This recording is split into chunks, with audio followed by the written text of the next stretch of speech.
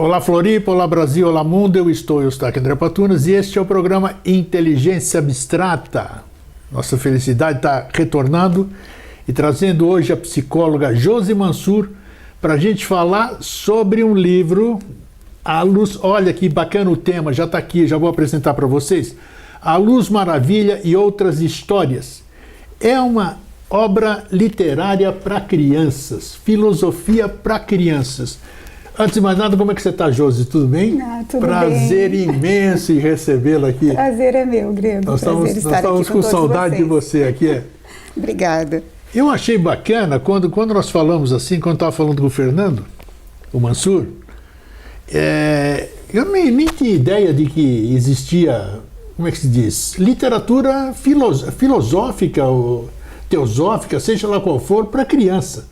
Que eu acho maravilhoso, né? Educar as crianças e não precisar punir os homens, aquelas coisas. A criança é o fruto que vai amadurecer no futuro. Então, uma preparação nesse sentido eu acho maravilhosa. Com certeza. Esse livro aqui, que me parece que é centenário, me fala um pouquinho sobre ele. Esse livro foi escrito em 1890, né? 1890. Não, 1800...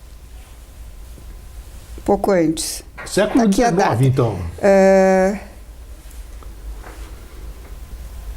Eu li alguma sinopse ali, me parece que é centenário. Ele é 1880 ou 1890, uma coisa assim, daqui a pouco eu acho a data aqui. Mas a Julia Campbell, ela era escritora nata, né? Desde adolescente, ela participou por concursos, ganhava concursos de contos, poesias, né? Pesquisas biográficas que ela fazia, então sempre foi voltada para essa área, né? E me parece que na família também tinham escritores, né, juristas, voltados para a área da escrita. E essa aqui da literatura infantil é um livro, é raro, foi o único livro que ela escreveu voltado para crianças, né? Naquela época se tinha grandes contistas, né, mas também não tinha um foco específico para a linha infantil, né, que foram os grandes escritores da época, né, Irmãos Grimm e tantos outros, claro. Né, La Fontaine, tantos outros escritores que tinham contos também infantis, mas ela destaca as ideias principais, os grandes axiomas da teosofia. Isso que é interessante. Isso que é muito interessante. Com certeza. Né? Porque esses contos que você estava falando, desculpe dar uma encaixada, são fantásticos, tem o seu lado que a psicologia explica bem, não é só aquilo que está escrito, né? Tem coisa por trás daqueles contos infantis. Sim. Do Grimm, de uma série de coisas. Até uma vez nós abordamos essa coisa. Então, agora, especificamente, me chamou a atenção teosofia, você escrever teosofia para criança, é bacana. E o que ela destaca aqui nessa obra são exatamente como a criança pode absorver essas ideias que os adultos acham que as crianças jamais entenderiam. Sim. Que são ideias abstratas, ideias que falam do universo, que falam do movimento, que falam da energia, que falam da luz. E ela traz, que fala de Deus. A primeira história, ela abre ele conversando com o Jesus menino. Parece que tem um personagem aí, né? Tem. O personagem do livro é o Carlo. Tá. Carlo é um menino de 5 anos, tá. Que dialoga com o tio, que se chama John. Tá. Então é um diálogo, a maioria das histórias é um diálogo do tio com o Carlo, ou então o Carlo com as próprias ideias dele. Então por exemplo, tem uma obra aqui, um dos contos, que ele está numa fonte e ele dialoga com a fonte fala com ele. Olha só. E ali ela introduz a energia como fonte de vida, essa fonte divina que alimenta o universo, o cosmos, o homem e todos os seus reinos. Como é que ele conseguiu o tio mesmo com a criança? É David, como é que é o nome? John. Tio John. E o menino? Carlo. O Carlo. Como é que eles conseguem manter esse diálogo? Qual é a idade do Carlo? Ele já tinha... O Carlo, 5 aninhos. 5 aninhos, olha só. Tá, e ele dialoga com o tio. Por quê? Porque o tio escuta ele. O tio não tenta, como adulto, colocar uma ideia pronta. pré-programada na cabeça da criança. Ele entra no processo de imaginação e responde às perguntas do Carlo. Porque na primeira história, o Carlo se queixa que os adultos querem que ele pense como os adultos pensam. Perfeito. E ele tem um monte de perguntas que são diferentes dos adultos. Com certeza. E ele não quer ser desrespeitoso, mas ele tem perguntas. Claro. Né? E às vezes os adultos não sabem responder as perguntas das crianças. E então impõe uma forma de pensar. E aí ele questiona isso. Então ele conversa com Jesus menino de uma forma onde ele questiona a babá dele, que era a enfermeira que cuidava dele, a enfermeira que cuidava da mãe, o pai que não acreditava, né, que era mais voltado para a área científica, que dizia que Natal era bobagem, que Papai Noel era bobagem. Olha só. Né? Então ele questionava isso, ele queria entender. Né? E ele também não queria ser desrespeitoso com a mãe, mas ele queria entender essa história do Jesus menino. Né? Já era um menino dotado de uma certa inteligência acima da média. Sim, né? como todas as crianças são. Aí é que tá. As crianças têm esse espírito investigativo natural, porque elas até os 7 anos, elas estão abertas, né? Elas não têm formatação ainda. Depois dos 7 anos, a criança entra no mundo que a gente chama de mundo social, e aí ela começa a ser formatada. Né? Então, até os 7 anos, se os pais conseguissem mostrar para a criança o belo, o bom, o natural da vida. Existe um certo consenso nessa questão, você está falando de 7 anos e o tal do setênio que se estuda muito? Sim, muita? Muita, toda a relação. Olha né? só. Os primeiros 7 anos a criança ainda está muito aberta a todas as aprendizagens que ela já trouxe, né? De vidas, de outras vidas, e aberta para fazer o contato e a interação com o mundo que ela está vivendo. Então ela está aberta para a psique dos pais, ela está aberta para a psique do mundo que está no entorno dela. Então ela está muito aberta para o contato com a natureza. E isso eu vejo que hoje as crianças foram privadas disso. Não hoje, já vem faz tempo que nós fazemos. Eu fui pai, eu sou pai, né? 4 filhos, netos, tudo, e a gente percebe. Depois, a gente impõe muita coisa. Foi o que você disse, muito feliz no que você disse. Criança, a gente não escuta pouco a criança, porque acha que ela não sabe nada, é nenê, está crescendo, depende das suas informações, e a gente vai afastando as crianças, no meu ponto de vista, daquela pureza que elas tinham, né? Porque elas não podem se manifestar. E tem uma coisa muito importante nisso, assim, a criança, ela sabe fazer perguntas, e nós vamos matando essa capacidade de fazer perguntas, porque as perguntas das crianças são naturais, ingênuas, pueris, e muito natural. O que é isso? Nós não fazemos mais essa pergunta porque, será que a pessoa vai perguntar outra coisa? Não, a criança pergunta, o que é isso? Como funciona? Como é que é por dentro? Aí você disse agora há pouco aí que as crianças estão recém-vindas, assim, muitas vêm com... Ontem eu recebi um vídeo, que é um dos diversos que eu recebo, fantástico, né? Uma criancinha de 4 anos falando de medicina, explicando o que é plaqueta, essas coisas. Então isso não é possível, porque sem ter acesso a nada, mostra que existe alguma coisa além do que nós entendemos, digamos assim. Você acha que essas crianças que voltam, suponhamos em reencarnação essas questões, talvez você já tenha pego casos assim, dessas lembranças, a gente deve deixar fluir essas lembranças, né? Que nem o caso você falou que não é interessante a gente podar as crianças, deixar elas falarem.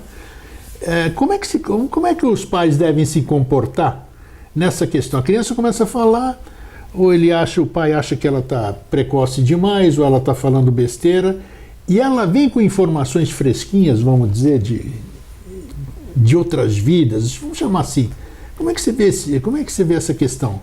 Sim, nós somos um conjunto, né?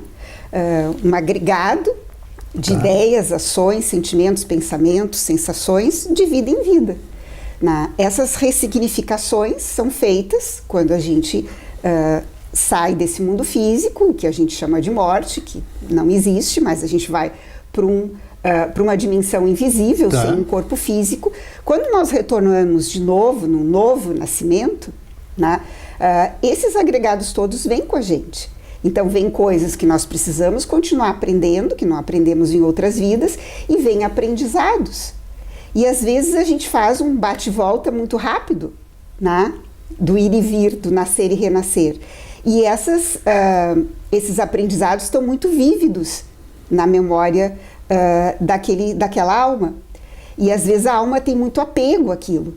Então ela vem com muito apego a determinadas ideias, a determinadas ações, e manifesta isso muito cedo, nos primeiros anos de vida, nos primeiros 7 anos de vida. Os pianistas, os músicos, os médicos, né? Depende da intensidade de apego que eu tenho àquele fazer.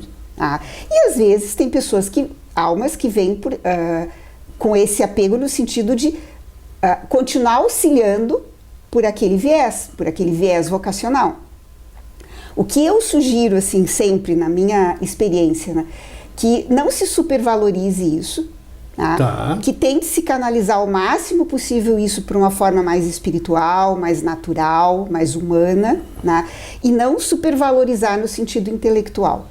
Tá? Porque se eu trago experiências é porque eu ainda preciso vivê-las e aprimorá-las. Né? Então a gente tem que ter muito cuidado com isso, sem supervalorizar, sem colocar uma carga de responsabilidade numa criança muito pequenininha ainda. Né? Então, também não desfazer isso, mas também não supervalorizar isso. Né? Tratar isso de forma natural e deixar que naturalmente isso se assente, vá conduzindo o seu caminho. Mas os pais precisam estar preparados também, Preciso. Né? Os pais eu vejo que estão começando a se preparar para isso de alguma forma, né? Porque estão gestando crianças assim. Concordo, mas aí as crianças nascem, eu quero perguntar esse aspecto do... Quando eu interrompo, assim, vamos dizer, quando eu interrompo muito uma criança que quer se manifestar, ela está querendo falar, aí calo a boca dela, muda aqui, muda ali, é proibido isso, é proibido aquilo, eu vou cerceando essa criança. Qual vai ser a reverberação disso para o futuro daquela criança? Várias coisas. Ela pode se embotar, não falar mais nada, né? Pode ir para um lado oposto, que seria um lado de rebeldia. Né? Tudo por causa exatamente desse... Por isso que eu estou focando nesse momento, porque parece ser alguma coisa importante, né, nessa formação, sim, nesse primeiro setênio. E é muito assim, ó, sempre quando eu penso na educação de crianças, me vem à mente a educação ensinada por Sócrates. Tá? Opa! Sócrates, ele partia de um princípio que eu não posso tirar nada de alguém se ela já não tenha. Então ele partia do princípio da partorização das ideias, que é fazer as ideias nascerem. Então ele diz que o adulto seria a parteira de todas as ideias de todas as crianças. Então nós temos que ver se tem algo dentro. E se uma criança me faz uma pergunta genuína, que tem uma importância, eu tenho que fazer aquela ideia, aquela pergunta nascer. Eu tenho que tirar de dentro dela o porquê ela está pensando dessa forma. Sim. Onde ela viu isso? Ah, interessante, filho, de onde tu viu essa ideia? Pensou da onde? O Carlo respondia que vinha do pensador dele. Isso. Só que o pensador do Carlo não era aqui. Sabe onde era o pensador do Carlo? Aqui. No coração. No coração. Aqui morava o pensador dele, não na cabeça. Então, isso era... O tio John tinha vontade de amassar ele, assim, de tão fofo que ele era, porque ele mostrava de onde vinham as coisas que ele pensava. E ele ficava maravilhado com isso. E ele queria saber como essas coisas funcionavam. E as crianças são assim. Elas nos fazem perguntas genuínas. Eu, no consultório, as crianças me perguntam: eu vou te perguntar, tia Josi, mas tu não fala para a mamãe e para o papai, porque eles não querem que eu fale disso.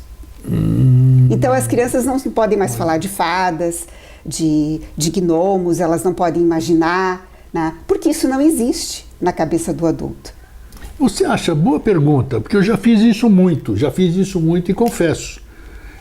Como eu disse, tenho netos, 4 netos. Eu quis tirar a fantasia deles. Papai Noel é besteira, o Saci Pererê é besteira, a mula sem cabeça é besteira, o coelhinho da Páscoa é besteira. Volto a repetir, qual é o impacto disso quando a gente quebra as fantasias das crianças? Qual é o impacto disso? Você estava falando exatamente isso. A gente não deve fazer isso de jeito nenhum. Isso é um choque, porque é a mesma coisa que eu falar para ti que o ar não existe. Bom. Se eu falar para ti o ar não existe, o ar desapareceu, tu vai morrer sufocado? Sim, até psicologicamente. Porque, então, assim, há um impacto na criança. Naturalmente, a criança vai descobrir as coisas com naturalidade, com a experiência. Onde a gente aprende verdadeiramente? Quando a gente experiencia, quando a gente pega, quando a gente sente, quando a gente vivencia uma ideia. Tá? E a criança é exatamente assim, desde o início que ela nasce. Tudo no mundo, todas as sensações dela são experimentadas pela boquinha, né? Porque tudo ela leva na boquinha. Sim. Tá? Todo mundo acha ser só instinto. Ok, tem o aspecto do instinto, que as sensações são todas envolvidas por instinto. Agora, tem o aspecto do aprendizado. Né? Então, se eu não colocar na boquinha da criança todos os sabores que existem, Verdade, de forma natural, ela não vai saber escolher qual o sabor que mais lhe agrada. Então, eu preciso permitir que a criança vivencie isso de forma natural. Então, se eu chego de pronto para ela e digo que não existe Papai Noel, ela não experimentou, ela não experienciou a ideia. Ficou, na verdade, do pai, ou do informante, vamos Exatamente. dizer, né? Então, deixa ele experimentar. Né? Ok, mas na minha casa eu não cultuo isso, não tem problema nenhum. Mas se a criança te perguntar, que ela viu na casa do amiguinho, pergunta aí, e aí, o que tu achou? Né? O papai nunca pensou sobre isso, né? Mas tu acha que existe Papai Noel? Ah, o meu amiguinho falou que tem. Né? Ok. Né? Então, conversa, deixa isso em aberto. Né? Isso é importante. Deixa né? que a criança experiencie as suas próprias realidades ou verdades, né? Porque todos nós temos verdades relativas. Por quê? Porque nós estamos buscando uma verdade absoluta. Então, nós precisamos passar por verdades relativas. Tá? Então, isso é muito importante. E a criança traz isso como experiência dentro dela. Então, se eu mato isso de pronto, se eu logo boto água quente... Com certeza vai dar problema no futuro. Né? Eu vou embotando a criança de pensar, de imaginar. Né? Como as crianças dizem para mim, assim, quando elas chegam no consultório, brincar de quê? Como que uma criança... Eu fico tão triste quando uma criança olha para os brinquedos e diz, brincar de quê? Elas olham, isso que tu tem, porque no consultório eu só tenho brinquedos mesmo. Eu não tenho nada eletrônico. Cadê o celular? Puxa vida. Tu não tem televisão aqui? Cadê? Cadê o computador? Né? Então, ela tem um choque quando ela entra numa realidade de brinquedos de criança. Né?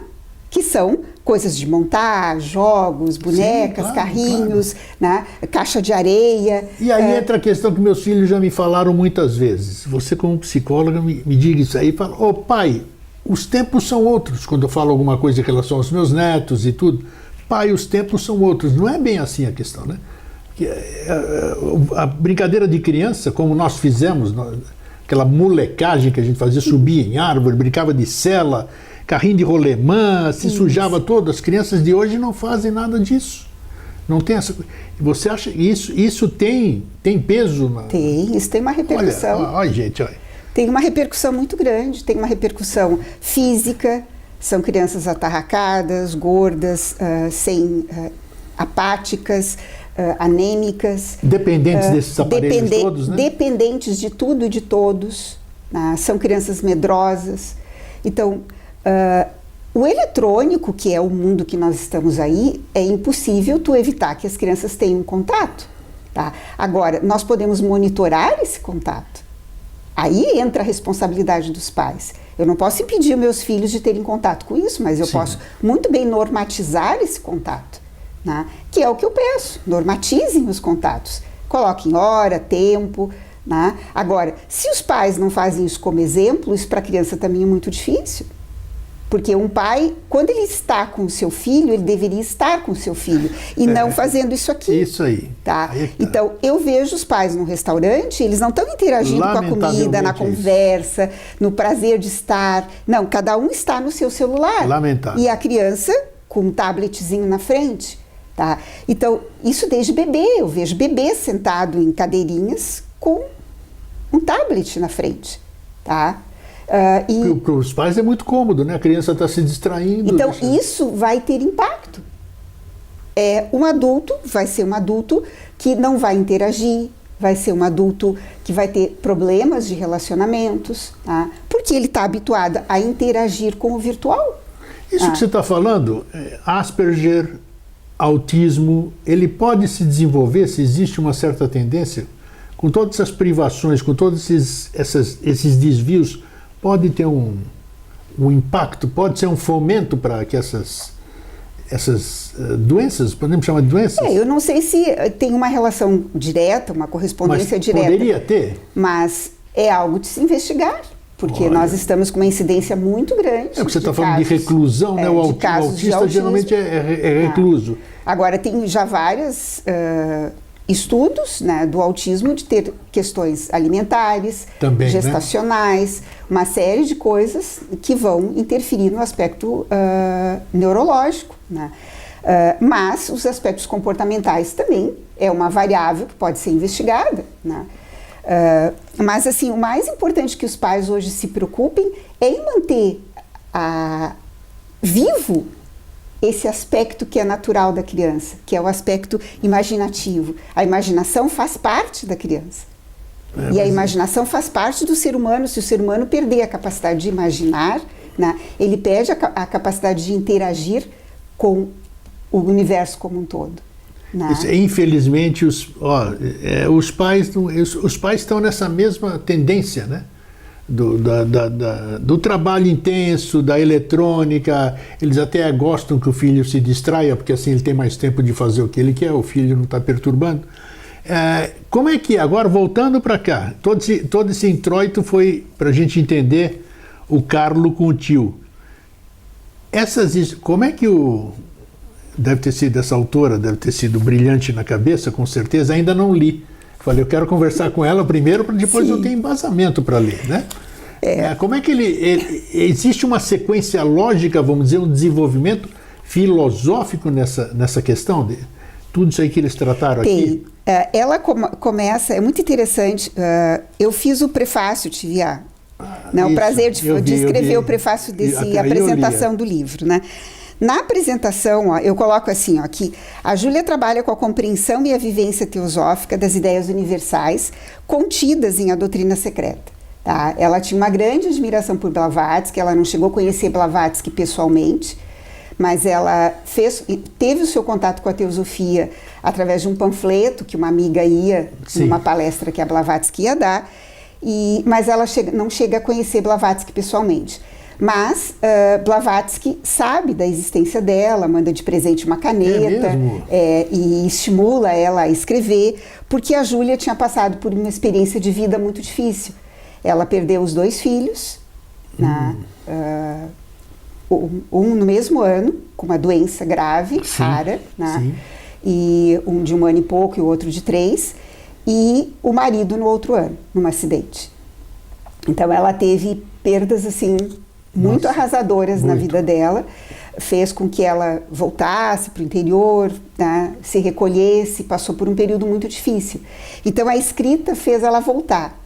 E não só a escrita, o contato dela com o Judge, que era o presidente da Sociedade Teosófica dos Estados Unidos. Ela teve contato com o Judge? Sim. Tá. Ela foi a que compilou as cartas que ajudaram. Nossa senhora, olha a ligação dessas pessoas, é interessante. Então, aqui ela compila contos do Judge também, que tem contos muito interessantes aqui, e houve uma relação, né, de trabalho, de empatia muito importante entre os dois. E a Blavatsky manda essa caneta de presente para ela, que ela guarda e escreve com muito carinho, né, trazendo toda essa força, né, das ideias que Blavatsky trouxe para o mundo naquela época. Então, ela revela esse cuidado de forma muito respeitosa, né, com todos os personagens e sábios instrutores. E daí ela começa falando ela coloca assim, que a primeira história começa com o pequenino e adorável Carlo. Olha aí. Tá? Fazendo suas perguntas e depois de horas de imaginação e brincadeiras. Então ele brinca com tudo que ele vê, e ele fala sozinho, ele imagina, ele conversa. E que perguntas maravilhosas um garotinho de 5 anos pode fazer. Aí eu coloquei que eu adoro perguntas imaginativas de criança, é a coisa que mais me estimula no trabalho. Elas são puras, originais e sem crivo de julgamento. É a própria alma indagando. Existe uma correspondência entre a criança e a alma humana. Tanto que existe um arquétipo, e Jung traz isso como arquétipo, Tá. a criança divina. É um arquétipo. É algo que a alma humana traz. Nós trazemos uma pureza divina. Tá? E a criança traz isso. Até os 7 anos ela tem isso muito vívido dentro dela. Então ela não tem julgamento, é uma alma indagando sobre o mundo de fenômenos. Às vezes sem sentido para uma criança até os 7 anos. Nós acabamos ficando presos nos fenômenos e a criança vai para além dos fenômenos. Olha. Tá? A criança vê para além deles. E ela fica perguntando, mas por que isso? Porque ela vê para além. E se eu não respeito isso, eu acabo matando e deixando a criança presa a um fenômeno. Entendi. Nós não estamos falando de nada sobrenatural. Não. A criança está usando o que está aí disponível para todos, o pensamento, alcançando o que está aí no éter, vamos dizer. Exatamente, que todos nós passamos como criança. Todos nós. Né?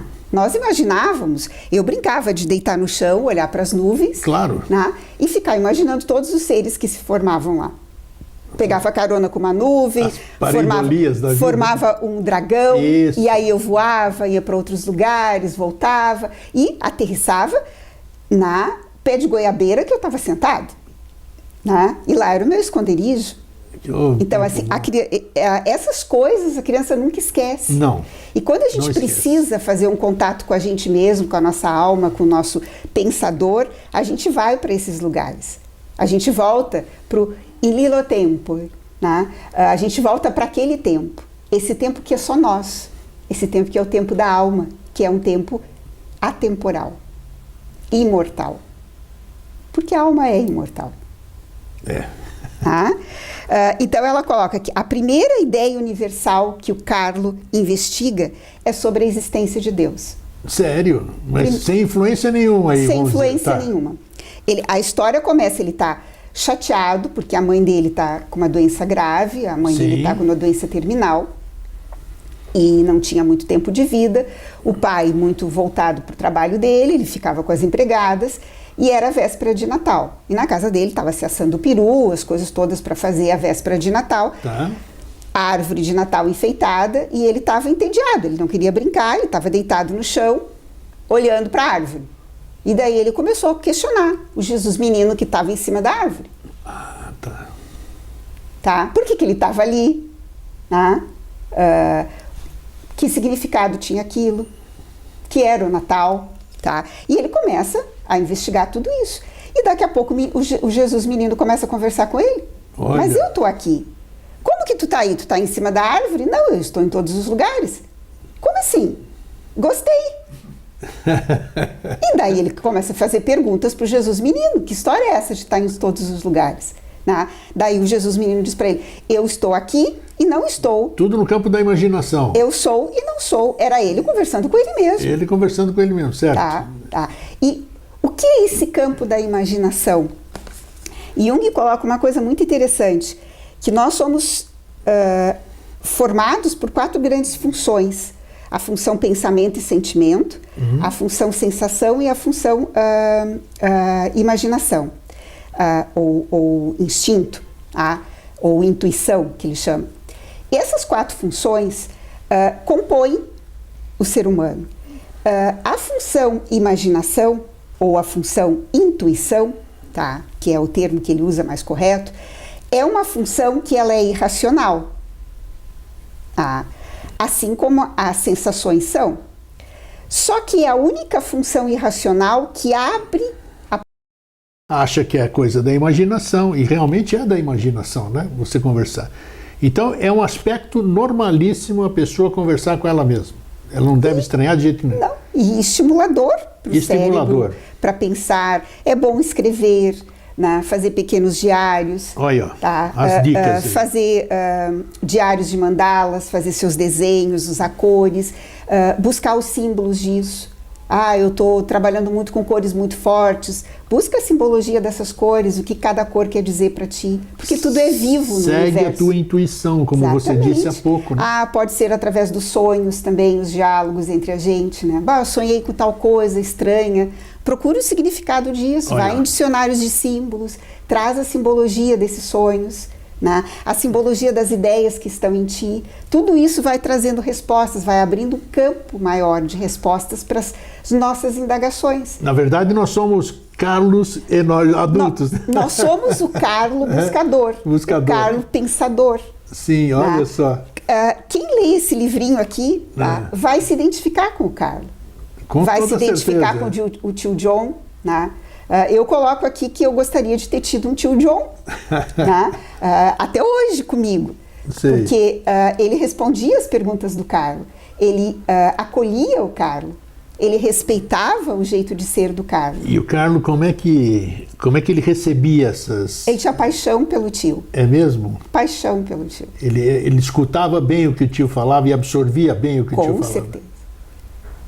Tanto que o tio dedicava tempo a ele, né? Porque via ali um potencial a ser desenvolvido, né? Muito profundo da espiritualidade daquele menino, né? E outra coisa que o tio John via, a dor dele, porque ele perdeu a mãe morreu, né?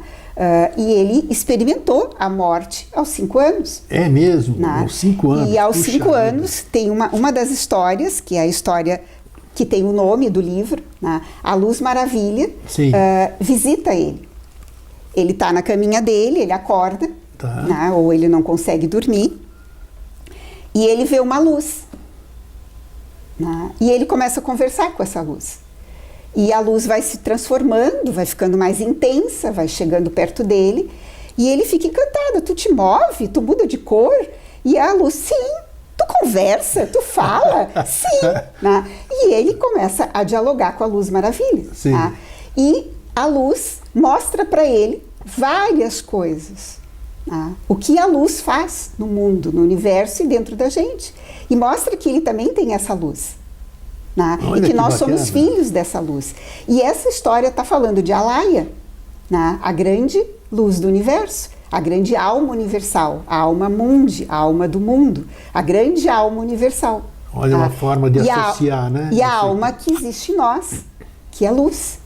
E ela coloca isso para ele. E daí tem uma experiência muito interessante, que ela leva ele para conhecer as plantas, as árvores, e ele chega num pomar lindo, que as frutas estão crescendo, e a luz sai de dentro delas e faz elas crescerem, ficarem vermelhas, saborosas, e ele, eu quero uma, né? E ele tem tanta vontade de pegar a fruta para comer, que a luz começa a ficar mais opaca, daí ele, tu tá mudando? Sim, dela, tu quer conhecer como essa luz funciona nas frutas ou tu quer a fruta? Eu quero a fruta. Daí a luz vai ficando opaca. Tá. Aí ele disse, não, mas não vai embora. Daí, mas se tu quer a fruta, eu tenho que ir embora. Né? Já mudou o foco, né? Porque tu não quer conhecer. Né? E aí ele, não, espera, eu quero conhecer, de verdade. Aí a luz volta de novo, seu encanto, e ele desiste de pegar a fruta para comer. Né? Bacana, e aí ele continua viajando. E ele entende que a luz, que essa luz que habita dentro da gente, a luz que habita em todas as coisas, nas plantas, nas pedras, no ar, né, em tudo, nos seres humanos, né, nos devas, nos seres invisíveis, essa luz permeia tudo, é a alma do universo. Que bacana, olha que associação maravilhosa. E ele anda com isso tudo e até no final ele começa a ficar com lágrimas nos olhos e ele pergunta para a luz, eu queria que tu me ajudasse a ver alguém, que ele queria ver a mãe. Né? Puxa. E daí a luz mostra a imagem da mãe. Né? Daí ela diz para eles, mas é só a imagem? Porque nós não podemos acessar o mundo onde as pessoas estão. Né? Então eu vou te mostrar a imagem dela. E aí ele se abraça com a mãe, mata um pouquinho da saudade, né? E a luz se desfaz e vai embora, e ele fica radiante, feliz, e a luz faz ele dormir. Que bacana! Uma historinha então, deliciosa aí, ó. É uma história muito profunda, claro, com coerência, e que mostra que a alma, a nossa alma, né, vem dessa grande alma universal. E que se nós fazemos contato permanente com a alma de tudo e de todos, nós sempre vamos estar num equilíbrio de energia e de luz. Nós vamos estar luminosos. E aí as sombras que nos perturbam, que são tristezas, dores, né? Chateações, uma série de coisas que são sombras. Se eu estou luminoso, a sombra não chega. Não chega. Ela não penetra. Claro. Ela fica perturbando aqui, mas ela não penetra, ela não me tira do meu estado de equilíbrio. Né? Então, ensinar para uma criança que em qualquer situação, mesmo quando o papai e a mamãe estão brigando, se ela manter a luzinha dela acesa, né, ela vai ajudar a acender a luzinha de novo do papai e da mamãe. Sim, né? Tá? Então, assim, a criança não precisa ficar com medo que a luzinha dela vai apagar e que a luzinha do papai e da mamãe vão apagar. Né? Eles só estão envoltos na sombra. Então, isso é muito importante, a criança entender que essa luz habita dentro dela, que ela é a dona e a herdeira dessa grande luz universal.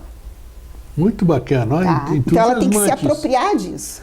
E durante o livro, vamos dizer, a história, como é que ela se desenvolve, ou como ela termina, vamos dizer? Claro, todo mundo vai ler o livro para entender, mas onde existe um grande aprendizado aí, claro, sim, tudo isso aí que você está falando, nossa senhora. Ó, eu fiz uma relação aqui na introdução com as 7 instâncias de Dzian, da doutrina secreta. Tá? Então ela começa com a primeira história, que é a existência de Deus. Tá? Ela acompanha as instâncias, então. Eu cheguei a essa comparação. Tá? Eu não sei se foi essa a intenção da Júlia, mas ela segue um roteiro. Tá? E a primeira história, então, é como o menino Cristo nasceu. Tá? Essa é a primeira história. Ali ela vai trabalhar a ideia de Deus.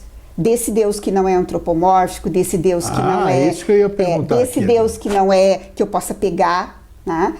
Ela trabalha essa ideia do absoluto. A ideia do absoluto. A segunda história, ela trabalha com o parquinho de Fohat. Ela trabalha com uma expressão que está dentro da doutrina secreta. Tá. Fohat é uma grande força, né? É um grande impulso do absoluto, é o primeiro impulso forrático que vem para o universo, né? E que na manifestação ele agrega todos os átomos. Fohat é que agrega o átomo de todas as coisas. E ele é o grande dirigente do movimento. A forma como o tio aborda também é bem inteligível para o Carlos. Quem olha assim, já ouve doutrina secreta, fala, é complicado. Essa é a história que eu mais adorei. É mesmo? Tá? É o parquinho de Fohat. Porque o tio John conversa com ele sobre isso. E ele vai perguntando, tanto que o Carlo apelida Fohat de ligeirinho. Ligeirinho. Tá? Ou rapidinho. Tá? Ele apelida o Fohat assim, porque o Fohat não para. Né? E ele acha encantador aquilo, ele se identifica com Fohat, né? Porque o pensador dele também não para. Né? Né? Vai criando. E aqui ele introduz as ideias de eletricidade, de átomo, de movimento, do eterno movimento, tá? Da formação de um cosmos, tá? Que tudo tem uma estrutura de átomos por trás, tá? Que é uma ideia lindíssima. Depois, a terceira a história é o jogo de Carlo. Aqui ele vai trabalhar com a ideia da formação do universo, tá? Que tudo é um grande movimento, que se conjuga coisas. Tá? Depois a Luz Maravilha, que eu contei, que vai trabalhar com a ideia da Anima Mundi, né? Com a alma universal, com a grande Alaya. Né? De Alaya viemos, para Alaya voltaremos. Né? Então, vai trabalhar toda essa dinâmica. Depois, a quinta história, que é belíssima, é as bolhas de respiração. Aqui ele trabalha com a ideia de nascer e renascer. Olha só! Ou, se a gente quiser chamar, a ideia da reencarnação. Tá? Ele trabalha com essa ideia, tá? Que é linda, linda, linda essa história. Tá? A sexta história é o que nos disse a fonte. A fonte aqui é a fonte da vida. Tá? A fonte de onde tudo brota. Sim. Né? A fonte do grande absoluto. Dessa grande ideia pai e mãe do universo, né? Que gera um universo filho, que gera nós, que gera os seres humanos. Essa fonte de que tudo brota. Né? É belíssima essa história. Poxa. Essa história, ele está sentado no jardim, conversando com uma fonte. Escutando o barulhinho da água. Sim. Tá? E ele entra na fonte. E ele entra no processo e depois ele discute com o tio, porque o tio chega e vê ele conversando. Daí o tio pergunta, estava no papo? E ele, sim, com quem? Com a fonte. Daí o tio, Ah, é? E o que a fonte falou para você?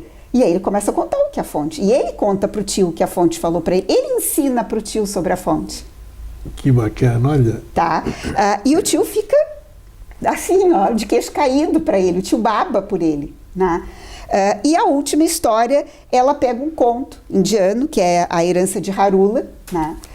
E ela conta esse conto, traduz ele de uma forma muito poética, assim, que é uma história muito bonita também, né? Que é uma história de um conto indiano, budista, né?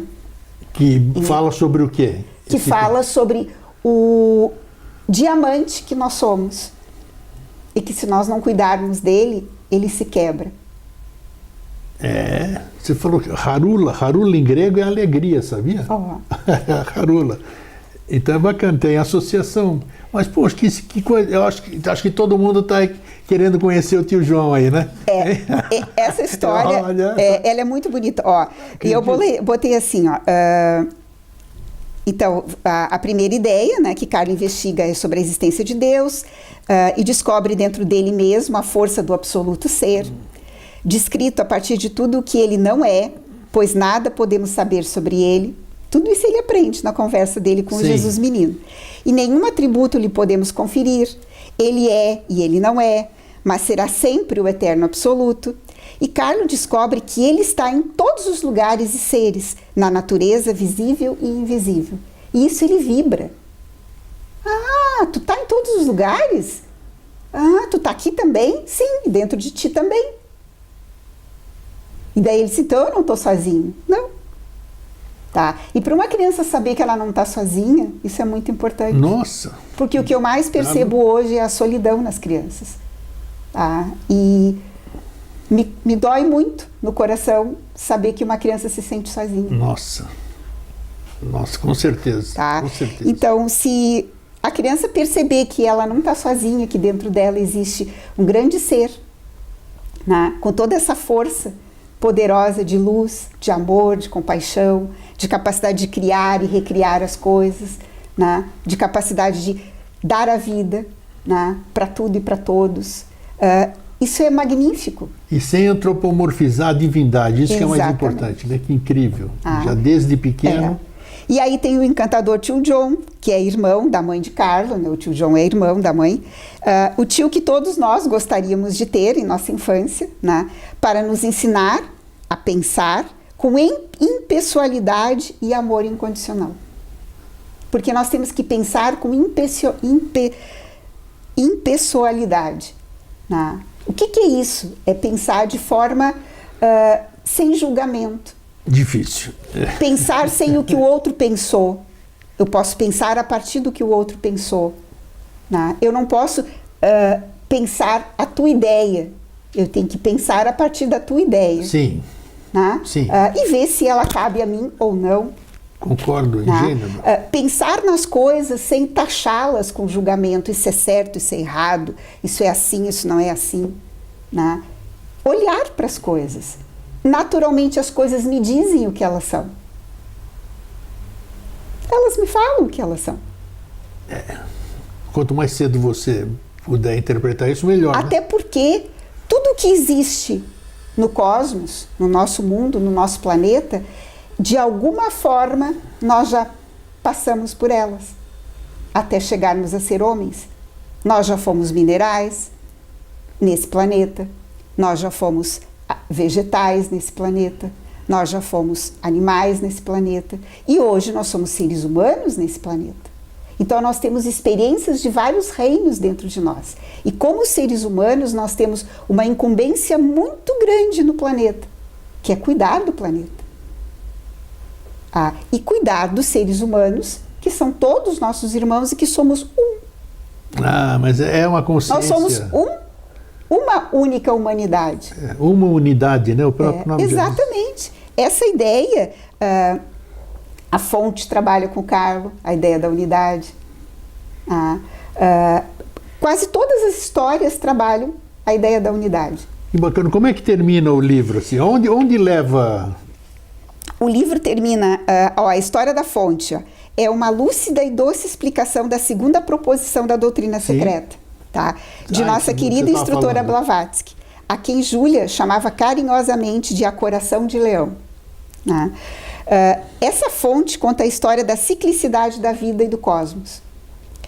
E no homem. Fala também da fonte como a realidade una. Opa. Tá? Que faz tudo periodicamente dormir e acordar. E aí Carlo entende que a mãe dormiu e que vai acordar. Olha só. Tá?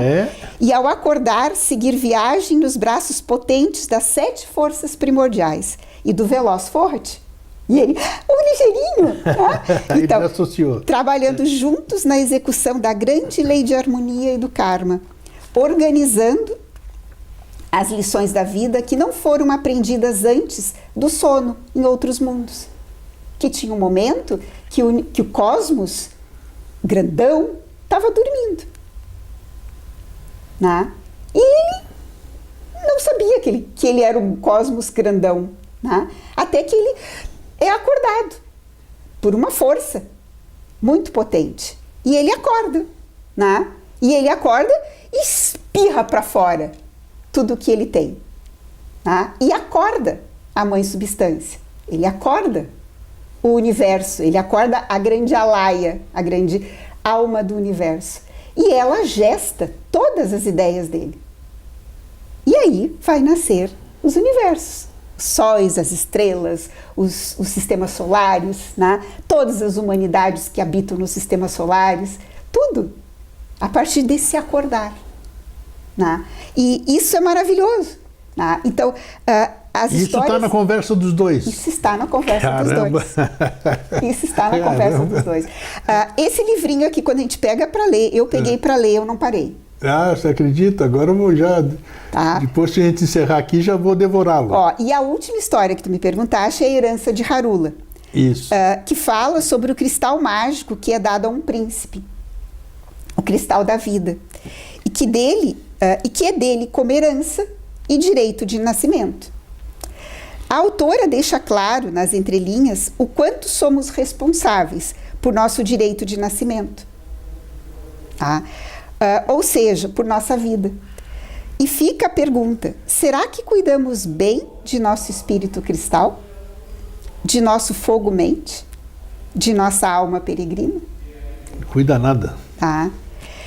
E assim ela continua a história. Então, é uma alegria a leitura desse livro. Aqui, 1890. Essa obra foi escrita em 1890. Século XIX. Né? Onde eu coloco daí no final, assim, ó.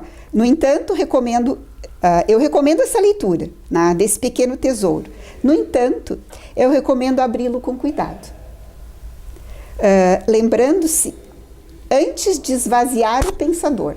Esvazia aqui e esvazia aqui. Que são as ideias dos adultos. Deixando sua mente brincar, imaginar e fazer suas próprias perguntas.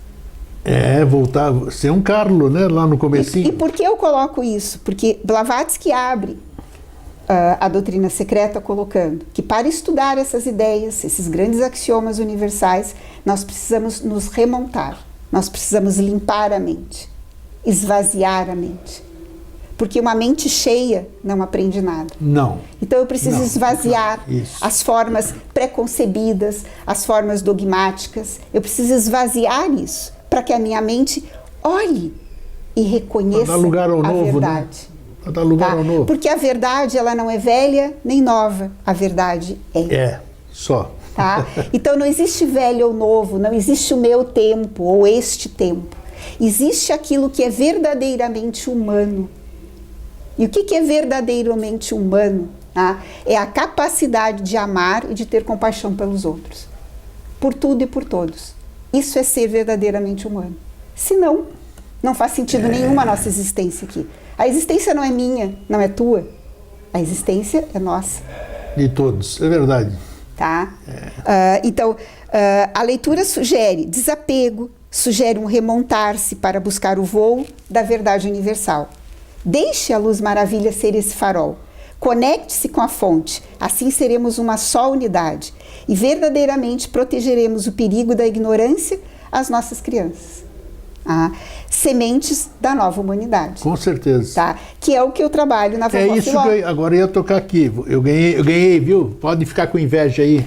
Eu ganhei. Vovó Filó e o Mundo Mágico dos Reinos. Com certeza. Eu sei que você estudou esses assuntos, milita há muitos anos nesses assuntos, como é que é? Iniciáticos, é o melhor termo. Você colocou a mesma coisa aqui? A Vovó Filó, ela trabalha contando para as crianças os reinos da natureza. Tá. Tá? E ela coloca que dentro de cada reino existe um poder, uma força. Né? E que cada reino trabalha para manter essa força sempre viva. Né? Então, o reino mineral trabalha para manter a força que sustenta o universo sempre viva. E essa força é dada pelo Sol. Tá. Tá? Então, eles honram o Sol. O mineral não fica na cama dormindo até o meio-dia. Né? O mineral acorda com o Sol. Exato. E ele se mantém vivo e poderoso quanto mais o Sol vibra. E ali ele cresce e se expande. E aí ele deixa os minerais cada vez mais fortes, até ele conseguir construir o seu herói.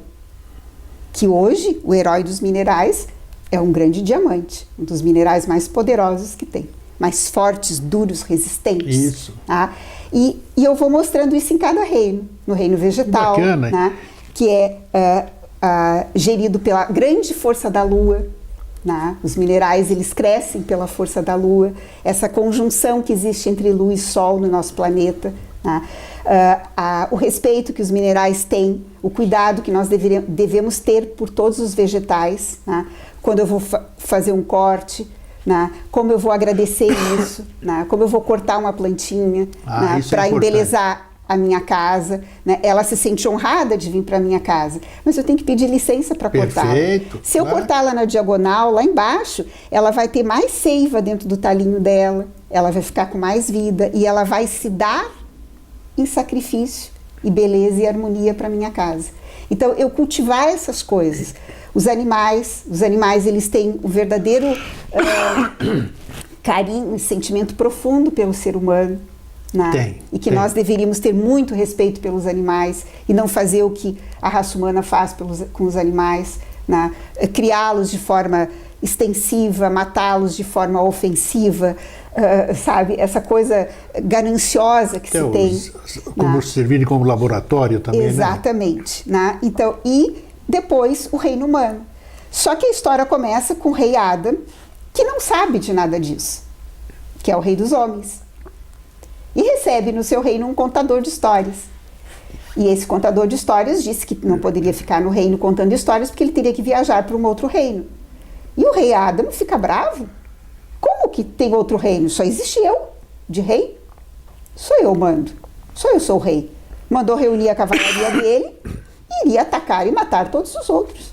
E saiu em busca. E aí ele ganha todos os aprendizados. Que bacana. E volta. Só que ele não sabia, ele tinha ignorância sobre o seu poder. E ele, no livro, ele descobre o poder dele.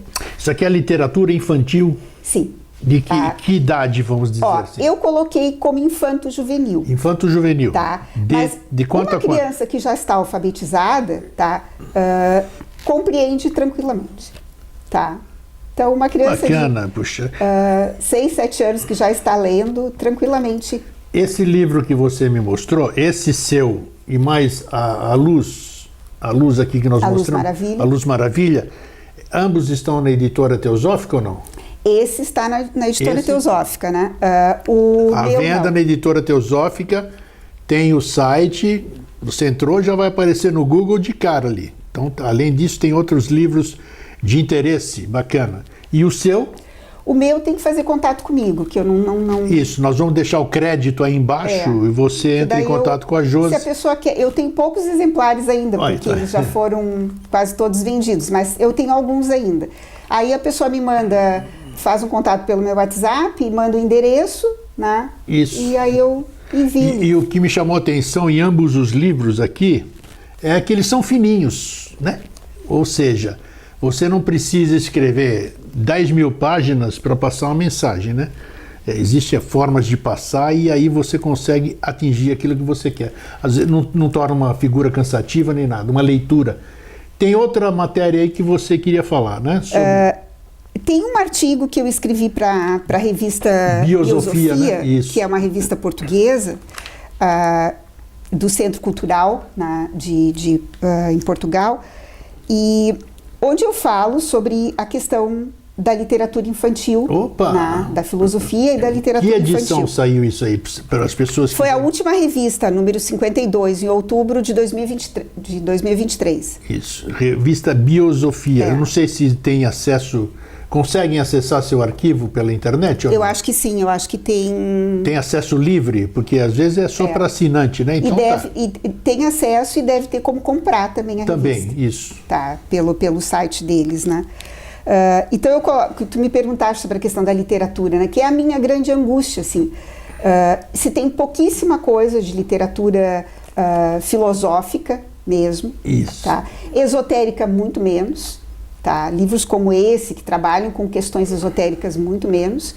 A literatura infantil hoje está muito empobrecida, então eu sugiro assim, que quem queira introduzir seus filhos em literatura infantil vai para os velhos contos antigos, né? Irmãos Grimm, La Fontaine, né? Os grandes clássicos, as grandes fábulas, só que todas essas fábulas sempre trabalham com um aspecto de uma moral. Exato. Né? Exato. A filosofia esotérica trabalha com a questão da ética, né? No sentido de desenvolver essas virtudes, que são também grandes ideias universais. A virtude é uma grande ideia universal. Né? A virtude, ela é. A virtude, ela não é forjada. A virtude está em nós. Ela é uma grande ideia que está dentro da raça humana. Então, uma boa literatura que fomente o desenvolvimento da virtude, né? Que, por exemplo, na Vovó Filó eu trabalho exatamente isso, essa capacidade da virtude. E eu deixo em aberto aqui o segundo livro, que vai ser publicado talvez esse ano ainda. Ele está sendo desenhado. E ilustrado. Olha, letras grandes, fácil leitura, tá vendo? Isso é bacana. Mas é pena que as crianças, como a gente faria as crianças lerem? Muito poucas crianças hoje gostam de ler. Né? Porque eles veem aqueles pipipi que você falou. Qual é uma forma para os pais, tios, João, que estão nos vendo aqui agora, como é que eles podem despertar esse interesse da criança? Lendo para eles, por exemplo. Isso é uma boa sugestão. Uma boa sugestão, né? E depois o tio não está aqui para ler, eu vou ler sozinho. Como eu ensinei minha filha a ler. Né? Opa! A gente eu lia uma página e ela lia outra. Olha só, tá? Boa ideia. Eu contava uma parte da história, ela me contava outra parte da história. Né? E nós fazíamos isso todos os dias. Era um momento, nosso momento. Olha que bacana, tá? Boa ideia. Então, e ela tem o hábito de ler até hoje. Tá? Então, a leitura é muito... ela precisa ser construída e desenvolvida. Tá? Eu acho maravilhoso. E a criança que vê seus pais lendo, né, vê seus pais tendo um amor pelos livros, né, porque aqui a gente não tem um papel só na mão, a gente tem vida aqui. Nossa, exatamente, a energia de quem escreveu isso. Ó, né? Era uma vez... Isso é uma palavra mágica. Verdade. A gente se arruma na cadeira. Verdade. Era uma vez um castelo encantado. Uau! Os filmes começam assim, né? O que vai acontecer? Tá? Então, assim, esse sentimento, né? O livro, ele se abre pra gente. Ele mostra palavras que a gente já tinha lido e não tinha percebido que Cada vez que você o lê, você vai entendê-lo diferente. Então, por isso que o livro nunca vai desaparecer da raça humana. Pode vir tecnologia que quiser. Concordo. Isso aqui nunca termina. Eu também acho que não termina. Tá? Aqui tem vida. Em todos os sentidos. Tem papel, tem cheiro, tem toque, né? Tem o sangue de alguém que escreveu. Tem a alma universal de alguém que escreveu, tem amor, tá? Isso. Então, assim, não deixem de comprar livros seus filhos, presenteiem seus filhos com livros, montem a biblioteca deles, façam um espaço no quarto que seja a biblioteca dos filhos de vocês. Né? Isso faz com que desenvolvam o espírito de leitura. Levem eles, né, a uma biblioteca pública, criem uma carteirinha para que eles possam retirar os livros na biblioteca, fazer o hábito de entregar o livro e retirar outro. Por isso que eu sou saudosista, Josi. Eu sou saudosista, porque no meu tempo, tudo isso era uma constante, poxa. Eu lembro até hoje ali a fichinha que a gente ia pegar, aquela fichinha carimbava. Você pegou tal dia, você tem que devolver tal dia. Isso. E olha que tinha gente disputando o livro, você tinha que esperar e tudo isso. Então por que mudou isso hoje? E as pessoas do meu tempo, digamos assim, são as pessoas mais, como é que se diz, que trazem as tradições, trazem o conservadorismo da moral, da ética, do bem, do bom e do belo, né? E eu temo que isso, se a gente não fomentar, não desenvolver, nós vamos perder. E se perdendo isso, perdeu-se a uma unidade que nós estávamos falando. Exatamente. Aí não temos futuro. Então, assim, isso que eu falei, que Sócrates fala muito isso, né? Essa questão da gente continuar estimulando, né, o ser humano a pensar, né? E estimular a pensar é escutá-lo, observá-lo, né? Então, se a literatura infantil, eu coloco assim, penso que a literatura infanto-juvenil precisa ser resgatada com o objetivo de relembrar as grandes ideias do universo em suas distintas representações, símbolos e culturas, sendo a filosofia esotérica guardiã desse pensamento e memória e de tudo aquilo que é pré-existente, do sempre existente, do qual emanou o primeiro e o fenomenal, que é o nosso mundo de ilusão, o reflexo, a sombra do nosso mundo anterior. Tá? Isso aqui é a essência das grandes ideias universais. Tá? Nós não surgimos do nada. Matéria não gera matéria. Tá? Nós somos um composto de espírito e matéria. Sem dúvida. Tá? Se tudo que tem matéria aqui tem um espírito junto a ela. Então nós precisamos fomentar a ideia do espírito novamente. E no espírito aqui é o grande espírito universal. Essa grande inteligência, essa grande sabedoria, esse grande amor universal. Isso é espírito, isso habita em nós. Isso é alma, isso é a luz maravilha. Né? Então, se eu puder, através da literatura infantil, trazer essas ideias novamente para as nossas crianças, que são as sementes do mundo. Seria muito bom. Tá? Seria muito bom. Esse é o nosso trabalho. Né? Você tem esse artigo, você tem ele digitalizado? Digitalizado? Esse não. Não, mas esse que você mandou lá para... tenho um arquivo que eu enviei. Então, se você puder me mandar, porque eu posso disponibilizar para o pessoal do Vida Inteligente, do Inteligência Abstrata. Posso. Assim seria maravilhoso, que todo mundo conseguiria ler. Com certeza. Você quer deixar algum... Eu gosto de tratar disso, mas somos poucos. Eu falo mesmo, infelizmente é. Não adianta ficar falando mentira na frente de câmera, na mídia. A mídia, a maioria é mentira, infelizmente, né? Como é que a gente pode fomentar isso aqui, fazer com que cresça essa coisa, essas obras bonitas? Se alguém pegar um livro desse ou um livro daquele, vai falar, nossa, eu adoraria que meu filho lesse isso aqui. Então, mas como fazer sem forçar? Você deu a ideia da sua filha, que você falou, lia uma página. Que outras ideias você daria para os pais, assim, vamos dizer, para criar o hábito? Não se muda da noite para o dia isso. Não se pode forçar alguém que nunca leu que leia um livro, né? Como é que você instrui para iniciar isso aqui? Em primeiro lugar, assim, eu vou falar para quem está me escutando, dentro de cada um de vocês, tá? Tem uma criança. Tem mesmo. Tá? Pode ser que ela esteja esquecida, né? Faz tempo que tu não conversa com ela. Então, converse, né, com a tua alma criança. Converse com o pensador que tem dentro de si. Esse pensador, né, é que vai ler esse livro. O adulto que lê esse livro vai se encantar e vai querer contar essas histórias para suas crianças. Tá? E isso vai estimulando as suas crianças a ler. Excelente dica. Tá? E para o adulto que lê isso aqui, é um grande roteiro para estudar a doutrina secreta, que se acha muito difícil de estudar, é um grande roteiro.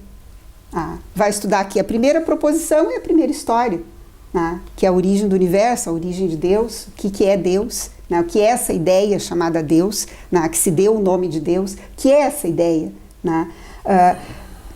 Primeira proposição da doutrina secreta, tá? E várias histórias aqui vão te ajudar como roteiro simples, com aspectos muito destacados de como transitar por essas ideias tão complexas e abstratas, que é a história da origem do universo, a origem do nosso planeta, a origem da raça humana, a origem de todas as coisas, né? É estudando, é buscando através dos livros, tá? E isso estimula, né? Vai te estimular a tua criança a querer estimular as outras crianças a pensarem também e a ler, né? E o que ela falou é muito importante. Eu assumo e falo, repito, eu sou uma criança de 73 anos. Eu sou uma criança, eu sou um moleque, eu sou gozador, eu gosto de fazer... Se eu puder fazer palhaçadas, chutar uma pedra, subir numa árvore, a gente vai criando dificuldades por causa das condições físicas, né, digamos assim, mas é maravilhoso. Isso eu rio pra caramba com besteira. Então eu deixo aquela coisa que está aqui dentro se manifestar. Tem gente que tem vergonha de voltar a ser criança, né? Eu não sei porquê. Ouço que a Josi, uma psicóloga, uma pessoa experiente, está falando, solte a sua criança, deixa fluir com o tempo. E assim a gente vai, como é que se diz? Vai dando condição, né, para a gente se melhorar. Exatamente. E outra coisa, pensem que as crianças que estão hoje conosco, tá, são as sementes do futuro. Se nós não estimularmos elas a pensarem, né, o que vai ser do nosso planeta? Não sei, tá? não sei. Então nós precisamos estimular o melhor delas, mostrar para as crianças o belo, o bom, o justo, o verdadeiro, né? Aquilo que nos alimenta em momentos de dificuldades, aquilo que nos faz criar coisas diferentes em momentos de dificuldades, né? Nós estamos passando por um ciclo bastante difícil da raça humana, do nosso planeta, então ensinar nossos filhos a estarem preparados para isso. E a leitura é um grande viés para isso, porque a leitura ela nos traz para dentro da gente. Com certeza, né? Traz. A leitura faz a capacidade cerebral se ampliar. A leitura no papel faz o córtex cerebral, a memória, ficar mais expandida, mais fixa, mais dentro. Tá? Olha, só coisa boa. No eletrônico, a memória não retém as coisas. Você não pode grifar, não pode fazer nada ali, né? Então, o papel faz com que... A ciência está descobrindo isso. O que eu estou falando é científico, né? Então, é importante que a gente estimule esse pequeno ato, que é sentar, se aquietar e abrir Era Uma Vez. Tá vendo? Terminou bem. E eu só queria lembrar aqui, a Josi falou, tem um link, tem uma playlist da Josi no site no YouTube do Vida Inteligente.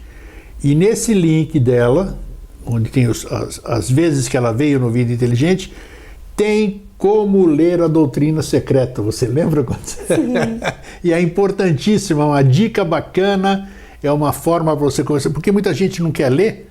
Fala, é complicado pra caramba, já começa com uma terminologia grande, mas a Josi, muito brilhantemente, deu uma mostra de como começar a ler. Não é pelo começo, é um pouquinho mais para frente. Então acesse isso no site do Vida Inteligente, veja a playlist Josi Mansur e deleite-se. E a Júlia Campbell vai ajudar no roteiro. Exatamente, está aí, ó. Isso, reiterando, se você tem interesse, Editora Teosófica, entra no site e vê. Os livros da Editora Teosófica são baratos, ou seja, a palavra mais adequada seria muito acessíveis, né? Eles não... E esse aqui, que eu acho que tu já falou sobre isso, tem diálogos dela com o Judge. Esse livro é bonitas, fabuloso, né? É fabuloso esse, como tantos outros, né? Esse material todo aqui é do Projeto Pioneiros. É isso, né? o Mansur já falou aqui fala de novo. É um projeto que está trazendo condição de pessoas trazerem para o Brasil obras internacionais. Isso é fantástico. Tem muita gente que não lê inglês, infelizmente, não é obrigado a ler inglês. Então eles estão tendo um esforço, né? Projeto Pioneiro, o nome, né? Pioneirinhos. E o Pioneirinho, é isso aqui, ó. Tá vendo? Então trazendo condições para as pessoas lerem. Então são gente que vive para servir. E gente que vive para servir tem que ser prestigiada. É isso aí. Josi, muito obrigado. Estou feliz da vida por trazer você de novo. Ter você sentada aí, que é sempre uma maravilha. O pessoal também está muito contente de rever você. Obrigada também a todos. E até uma próxima oportunidade. O crédito está aí embaixo, Josi. O WhatsApp dela, qualquer contato, marquem ela. Certamente lhes responderá. Obrigada. Valeu, gente. Fraterno abraço e um feliz sempre. Tchau.